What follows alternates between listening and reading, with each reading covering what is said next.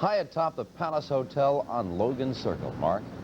Jim, it is the best seat I've ever had for a fireworks display. We're about 250 feet up in the air, and I was looking directly out right into the fireworks, and it was really an impressive sight, not only for anybody watching fireworks, but to be in Philadelphia, the birthplace of the nation, and to see this city and so many hundreds of thousands of people all celebrating. Looking down from here, by the way, Center City is just about back to normal. I don't see the trash from this high up. The streets are fairly well emptied out of people, and it's back to normal tonight. The only seat in the House that equaled this one, maybe was even a little bit better, was the seat that Rob Jennings has had all evening up in Chopper 6. Rob? You said it, Mark. 1,500 feet above the city streets here as we watched a fantastic, a spectacular fireworks show.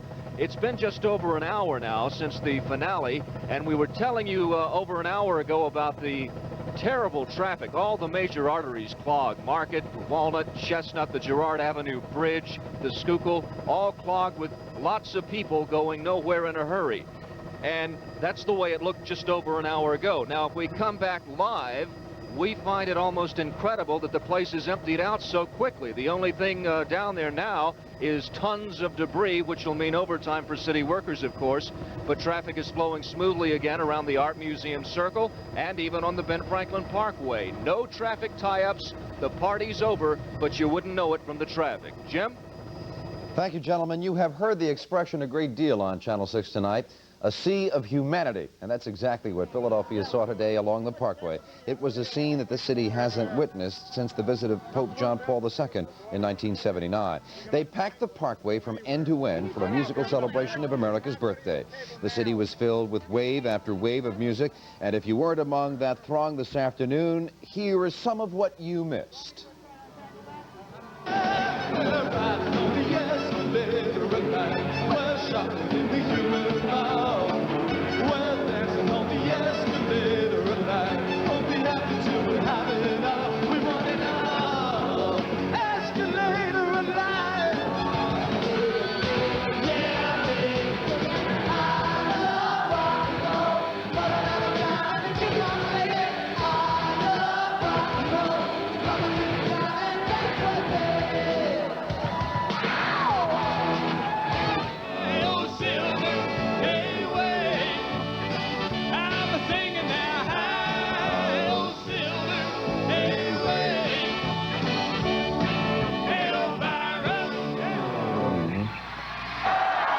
And just after 5 o'clock this afternoon, the group that most of this crowd came to see, despite last-minute problems that nearly canceled their appearance, the Beach Boys took Philadelphia by storm.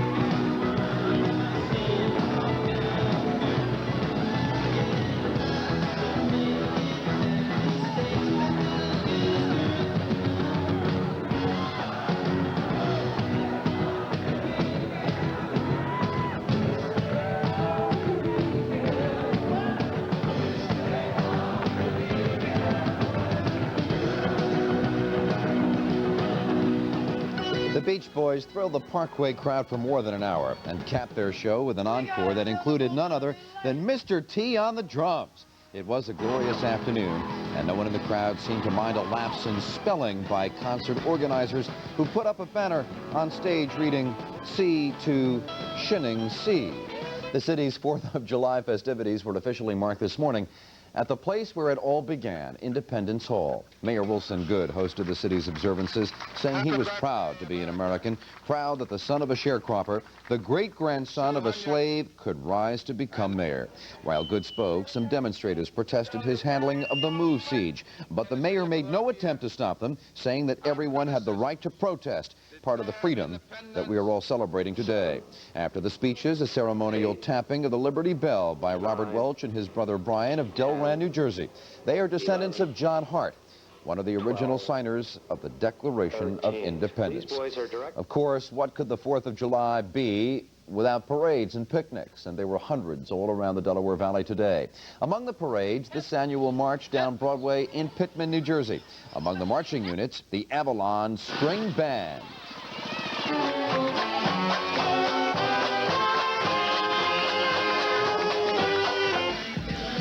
course, some people preferred to find a quiet place to relax and commune with the culinary arts. In other words, eat up a storm. This feast in Fairmount Park was just one of many palate-pleasing pastimes on this 4th of July. Of course, Philadelphia has no monopoly on 4th of July celebrations. Hundreds of other communities in the Delaware Valley mark the occasion with splendid fireworks displays. The action cameras in Cherry Hill tonight for the annual 4th of July fireworks there.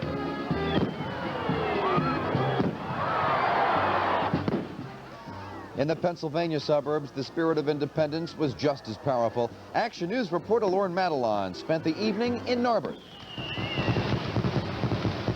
They watched fireworks and celebrated the 4th by the thousands tonight at the Narberth Playground. For years, families and their friends have watched a fabulous fireworks display here each Independence Day. And tonight, no one was disappointed with this year's display. Watching the colors light up the night sky triggered feelings of pride and patriotism. This longtime Narberth resident told me he wouldn't miss this show for anything. And Spencer Downing says the annual explosion of color and sound is fun and more. Traditional American patriotism, the flags of the cannons shooting at each other, the music that goes along with it. It's home. It's great. Another Narberth resident from another generation echoed that enthusiasm. You know, people from all around the township have been coming here for years now, and they always give a good show here, you know, celebrate the 4th. It's a really fun time. Every year it gets a little better down here in Narberth. I suppose it doesn't really matter where the 4th is celebrated, because really everywhere you go, the theme is always the same. All of us are truly lucky and truly proud to be living in this great country. I'm Lauren Madelon, Channel 6 Action News in Narberth. And with the weather cooperating 100%, this was a great 4th of July to spend at the Jersey Shore. Hundreds of thousands of people opted for the sun, sand, and surf in Atlantic City and other beaches along the shore. 4th of July fireworks came a little too close for a resident of Hamilton Township, Mercer County, New Jersey. A steel cannonball fired from a homemade cannon came crashing through the house of 88-year-old Harriet Stout. The cannon was supposed to be entertainment for a nearby holiday party, but the cannoneer misjudged its range. Mrs. Stout wasn't hurt, but she was a little surprised when she found the cannonball had ricocheted into her bathroom, landing on the floor. If you were watching our special program, Fireworks on the Parkway, earlier tonight, you may remember that we were planning to bring you a special look at July 4th as only Don Polec could present it. Well, the fireworks spectacular ran a little long. We were never quite able to get to Don until right now. With balloons and parades and festivities and fireworks, a nation celebrates its 209th birthday. The most festive of patriotic holidays. From the time we're in grade school, it is the one day of the year that we most closely associate with our nation's freedom. July 4th.